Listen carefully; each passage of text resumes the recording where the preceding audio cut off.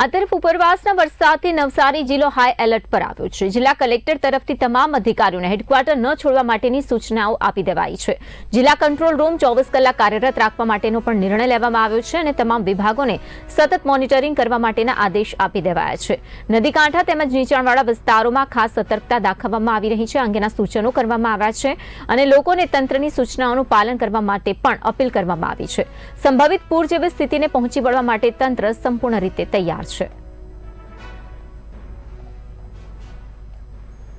તો high alert પર છે। જે પ્રકારે વરસાદી માહોલ જામી રહ્યો છે ત્યારે સંભવિત પૂર જેવી પરિસ્થિતિને પહોંચી વળવા માટે તંત્રએ આગોતરા જે કહી શકાય સૂચનો આપી દીધા છે અને અંગેની તૈયારીઓ પણ કરવામાં આવી રહી છે। ઉપરવાસના જે વરસાદને લઈને અને પૂર આવે તે પરિસ્થિતિને લઈને ધ્યાનમાં રાખીને તમામ જિલ્લા કંટ્રોલ રૂમ 24 કલાક કાર્યરત રાખવા માટેના નિર્ણય લેવામાં આવ્યા છે। નવસારીની આ વાત છે। તમામ વિભાગોને પણ સતત મોનિટરિંગ કરવા માટેના આદેશ આપી દેવામાં આવ્યા છે। નદીકાંઠા અને નીચાણવાળા વિસ્તારોમાં ખાસ સતર્કતા અને સૂચનો આપવામાં આવી રહ્યા છે।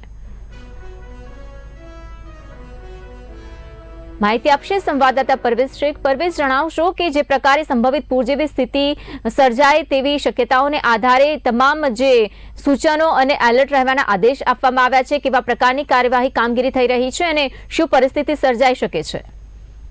જી, દક્ષિણ ગુજરાતમાં વાત કરીએ તો ડાંગ જિલ્લામાં વરસાદ અવિરત વરસી રહ્યો છે અને સાથે નવસારી જિલ્લામાં પણ ગઈકાલે રાત્રેથી વરસાદ વરસી રહ્યો છે, જેના કારણે નીચાણવાળા વિસ્તારોમાં પાણી ભરાવાની શક્યતાઓને ધ્યાને રાખતા જિલ્લા વહીવટી તંત્રએ દરેક તલાટી, મામલતદાર અને ઉચ્ચ કક્ષાના અધિકારીઓને પોતાનું હેડક્વાર્ટર નહીં છોડવા માટે આદેશ આપવામાં આવ્યો છે અને સાથે જ નીચાણવાળા વિસ્તારોને એલર્ટ રહેવા માટે સૂચનો આપવામાં આવ્યા છે। જી, આભાર આ માહિતી માટે।